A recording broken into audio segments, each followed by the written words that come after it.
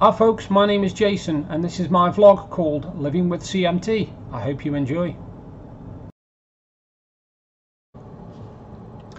Good evening folks, it is Sunday evening and it is 5:15, well Sunday afternoon.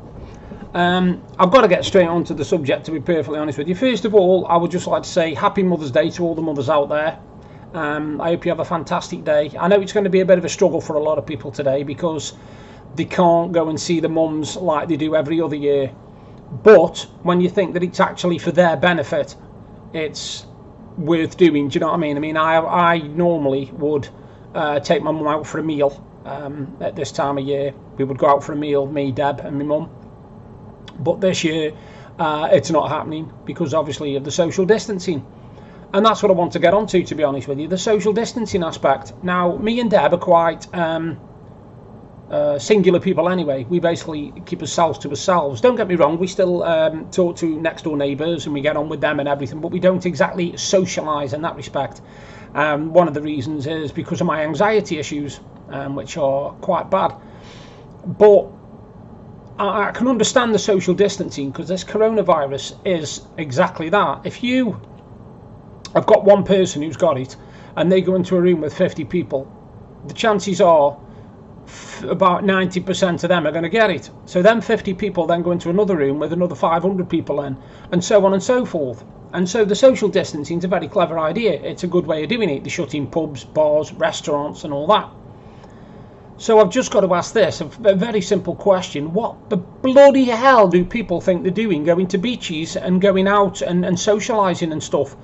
Are they completely and totally thick? This hasn't been put in place just because the government wants to do it. They haven't put it in place, you know, just to boost the numbers or something. This is to save people's lives. And I think, this is what I actually think, people who blatantly abuse this and who do go to places like beaches and take the kids and everything, they could actually lead to somebody dying. And there's no difference to me than manslaughter, because you are setting out deliberately knowing that what you are doing could kill somebody. So what's the difference between that and manslaughter? I don't believe these people that are doing it. I read yesterday about Evangeline Lilly. Now, she's a famous actress and she's in Lost. If you've ever seen the series Lost, she's in Lost. And she has chosen not to social distance herself. She's still doing her daily routine. She's still taking her kids to parks and God knows what. Because as she says, which is the most completely selfish thing I've ever heard in my life, her enjoyment is more important than her health. Now, she's got a father who's got stage 4 leukemia, if I'm not mistaken. And I just think it's a completely naff, selfish attitude. You've got a woman here who basically is saying that she will do whatever she pleases. So she is quite happy if she catches it, or if she's got a carrier, spreading it round to millions of people. And I think that is completely and utterly wrong. I really do. I think it's disgusting. I don't think people should get away with it, to be honest with you. I think if they crack down on it, our beaches today, I mean, I live in Blackpool, which is a big tourist area, in case you don't know. And my sister told me that down on the beach, there's hundreds of people down there on the beaches. And I don't get it. I don't understand. What part of this can kill you don't they understand? You know, there is 300, I think it's over 300,000 people have died now worldwide. You know, and that's a lot of people. That's an awful lot of people. And I think that people are just taking it really, really slack. They're thinking it's just something, oh, well, never mind, it doesn't matter, it wouldn't affect me. You're not watching from it just because you're young, fit and healthy. You can still carry it, you can still pass it on to your loved ones, your nearest and dearest, or even strangers. I mean, I haven't been out the house now for nearly 10 days because of me medical health conditions. Deb's worried that, you know, the slightest thing and I could go downhill fast. So I'm taking it sensible, I'm doing the sensible thing. I'm staying indoors. I'm staying away from people. Yes, I'll say hello to somebody over the fence, but that's as close as I get to them, about 10 foot. The other thing that amazes me is people are going shopping. Yeah, fair enough, can understand that. But they're not giving each other distance in the shops queues. They're standing next to one another. So they're basically saying, well, yes, we will do what they say and only have 1 or 2 items. And even though the staff are standing well back from the customers are standing next to each other in the queue. They're not giving each other space. I tell you something, mate, you're playing with death. You are playing with death. And I'm not quite ready to go yet. So, you know, I'm quite doing all I can to stay alive, funny enough. I know it's not, people say, oh, it's not as serious as they make out, blah, blah, blah. No, you might not die from it. You're dead right. You're dead right. If you get coronavirus, you could recover from it perfectly. But what about the people you're in contact with? What about the vulnerable people? What about the disabled people? What about the people with breathing problems like asthma? I mean, I've got a friend called Sarah who lives down in Leicester who's asthmatic. And if she was due to come up here, I wouldn't have gone see her. You're joking me.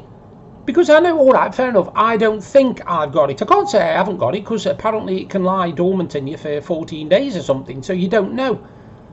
But I would not take the chance of passing it on to somebody. I mean, I've got elderly relatives like my mum who I've just said, and normally we'd go up there on a Sunday, you know, we'd go up there on Mother's Day, we'd go up see her, we'd go up by taxi, I'd have a shower up there or whatever, I'd see her for a few hours and we'd come back. But even she understands that she's got to self-isolate. She's 71. And she has got people doing stuff for her. People are bringing her shopping and leaving it at the door and then knocking on and going. You know, because they are trying to protect her. So these people who are going round spreading it willy-nilly and don't give a monkeys, I'm sorry, but there's no difference to manslaughter. You are setting out to kill somebody. Because you don't know what your actions are going to do. Sorry, but it absolutely gets right on my wick. You've got the government trying to do all they can. They're shutting down bars, restaurants, clubs, venues and everything. And then you've got idiots who are taking the family to the beach. And we're not just talking one or two families. We're talking hundreds of them, thousands of them. And it's not just Blackpool. It's Brighton, Skegness. It's all over the country. People are just saying, oh, well, don't matter. Don't matter, really. Don't matter. It does matter. It does matter. It's a serious matter. I can't believe it. I really can't believe how stupid people are and how thoughtless and selfish. I mean, I know they're selfish, fair enough, with all this, you know, stocking 400 toilet rolls and 300 bags of pasta. But I didn't realise they were selfish enough to put other people's lives on the line just for their enjoyment. I mean, I'm 47 years old, so I'm not in one of the classed as vulnerable categories of age. But I've got underlying health conditions that could be exacerbated by it. It could make it really bad. I don't know. I've not got a clue, and I'm not going to bloody try and find out either. But I've stayed in. I've done my bit. I mean, my sister Paula and her husband, and she's got kids, and she's even keeping the kids home. You know, because the schools have closed, she's keeping them in the house. That's where they're staying, in the house. I'm sorry, but you're selfish. Whoever you are, you people out there, you can leave comments on my vlog if you want, but you are one selfish group of people, and you're the reason that we'll probably have to social distance now for the rest of the year. Because if you just listened to the government and did what they said, they'd be able to turn this round a lot quicker. But the longer you go in ignoring social distancing, the longer it will go on for. Use your bloody brains if you've got any. Anyway, a good thing. A good thing is yesterday I reached 500 subscribers on my vlog, which is absolutely amazing. I can't believe it. I can't thank you enough. To all my subscribers, to all the people who watch me vlogs and listen to me rattle on, see me unboxings and everything. I've got a special friend called Stephen Cook who lives down south, and he's a really good friend of mine, and he looks out for my vlogs all the time. He usually comments on them as well. He loves me unboxings. You know, and if I can make people smile or bring something to their lives that isn't there, like, you know, just a bit of somebody talking, rather than hearing about death and death all the time, which is what the news is at the moment, then I feel like I'm doing something good. I mean, I've started doing something now where I'm posting one of my poems every single day, because I've written over 400 now, so I've got enough poems to last well over a year. And I'm just posting one a day so that when people are going down social media feeds, they don't have to keep reading about the virus. They can actually take a break from it and read one of my poems. Alright, I know it isn't much, you know, but it's something, it's a break. It's a break from it. Because I don't know about you, but I don't want to hear about every single person that dies from it. Give me good news. Tell me about the people who are recovering, because that doesn't seem to make the news, you see. I don't see many stories where it says 50 people have recovered in this area or 100 people have recovered in this area. You only hear about the dying. And that's what my poetry, you know, stops. I do funny poems, or I do life poems, or I do love poems. And that's something I want to talk to you about as well, about my poetry. Now, just a bit of background really. In case people are wondering how come I write poetry and why I write poetry, I first wrote a poem when I was about 8 years old. And what happened is the school I was in, which was called Smallthorne Junior School, it was coming up to Halloween. And they wanted the children, all of us children, had to write a poem, a spooky poem for Halloween. And they were having this board where it was all going on and everything like that, ready for when the parents teachers meeting, you know, them things. And anyway, I wrote this poem, and the teacher looked at this poem and looked at this poem, and before I knew it, it was actually printed out, massive, and I mean massive, and put as the centerpiece for this display with all the other kids' poems around it. All the other kids' poems are small and on pieces of paper. Mine had been blown up and printed out and was on this thing. So when my mum went to parents' evening, she saw that this poem was there, and underneath, by Jason Cotton. And I was 8 years old, and all of a sudden I thought, well, it's a poem. You know, it was just a poem that I wrote. And after that, every so often I turned to poetry to write down my feelings. Because I've never read a book of poems in my life, believe it or not. I've never picked up a book of poetry and read it. I can't do that. I find it boring, to be honest. But I can put my feelings down in words in poetry.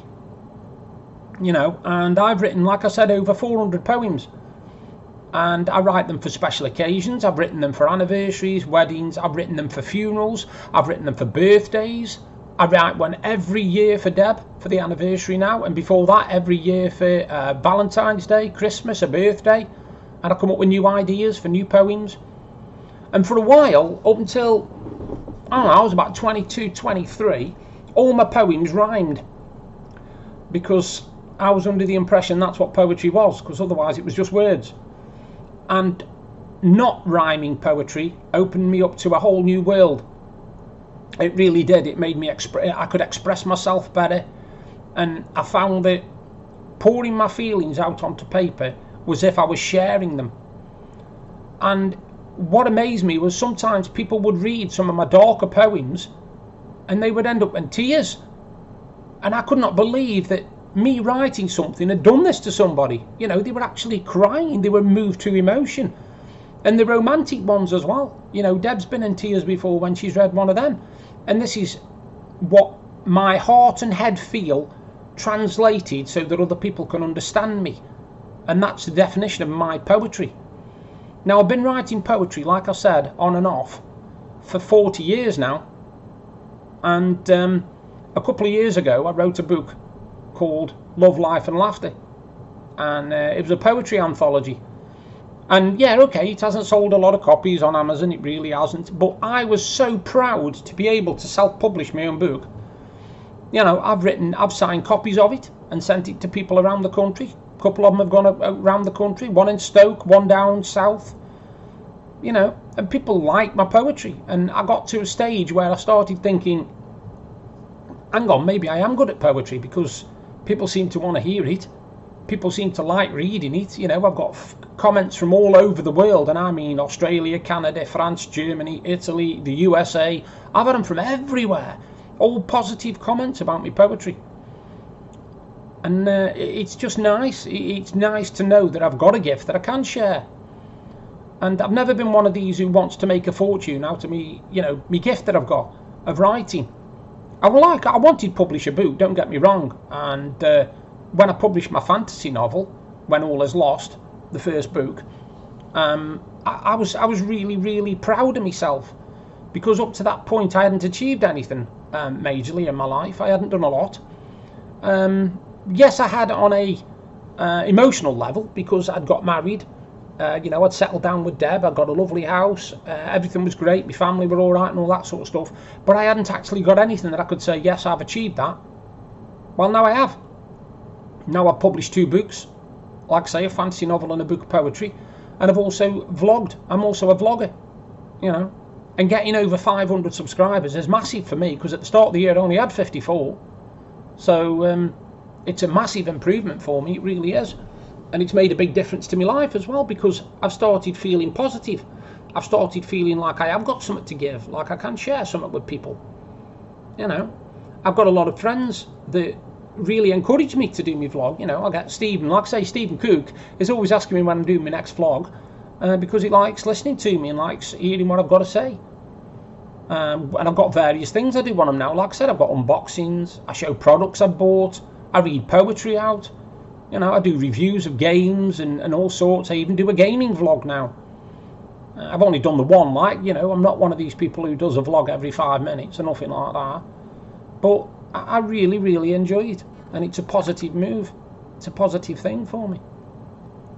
Because while all this stuff's going on, I mean, the funny thing was, I was asked the other day if I'm bored because I've been at home 2 days solid, and I'm like, I've been at home for a long, long time. I mean, I was diagnosed with my condition in 1995, and I would say 85% of my life since then I've been home. I've been at home, somebody's home, my home, but not this one, if you know what I mean. So I have spent a lot of time at home, and you kind of get used to it in a way. But I've got lots of hobbies, you see, because I like reading, I like doing jigsaws, I like vlogging, I like gaming, I like watching old comedy TV series. So I've got a lot of things that I like doing, and surveys, I like doing them as well. I've got a lot of things that I like doing that stop me from being bored. It's not very often I'll sit here and just go, I'm bored now. I've got so much to do, you know, and sometimes I'll be sitting here watching TV and all of a sudden a poem will pop in my head, bang, and I'll have to pause whatever I'm watching and write down the poem before it's gone. Because some of my best ideas come when I'm not even thinking about it, if you know what I mean. I'm just sitting there and they just pop in my head, bang, and I'm writing them down. Now, I don't know where I get my poetry from, because my mum's never been a poet and my dad definitely wasn't. They were never poetic or nothing like that. I get called a hopeless romantic and everything because I do write lots and lots of love poems. I really do. But I've got to have the inspiration to write them. And Deb is my inspiration. You know, Deb is the one who basically has helped me through everything bad that's happened to me. Because when I met her, I wasn't in a good way. I was in a bad way because I'd come from an abusive relationship. I'd been used as a punch bag for a long time, and it made a nice change for somebody actually want me for who I was, rather than trying to shape me into what they wanted. You know, and that's why me and Deb have done. We've done 20 years this year. We've been together, and on Wednesday we celebrate 6 years of marriage. So, you know, we've come a long, long way in them 20 years, and Deb has helped me through hell of a lot. And that's why it's so easy to write poetry for her. You know, I only have to look at her each day and a poem comes into my head. And that's just how I am. That's just who I am. I just thought I'd give you a bit of an insight into me, because you see me on these vlogs and you don't know anything about me really. Just what I tell you. So I thought I'd fill you in on a bit of detail. But yeah, it's been a strange few days. I notice again people are panic buying for some stupid ass reason that I can't figure out. But like I said, the one thing that's really irritated me is these people that don't give a monkeys about social distancing. I think it's the most sensible thing the government's done for a long time, and for people to abuse it like they are, I think they should start cracking down on them. And if you are caught doing things like being on the beach and that with your kids and what have you, until they do a lockdown, you see, nobody's going to take notice. Nobody's going to take any notice, because they're just going, well, it's up to me if I want to do it or not. I don't have to do it. But you need to do it. If you want this world to survive, you need to do it. Because if you don't do it, the longer it goes on, the worse it's going to get. The more people are going to get it, the more people are going to die. And there's a good chance that it'll be your relatives as well in that.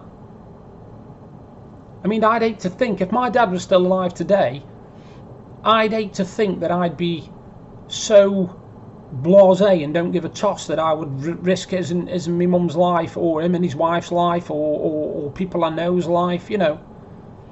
Social distance. It's not like you're being asked to go to another planet. The beauty of nowadays is if you social distance, you've got the internet.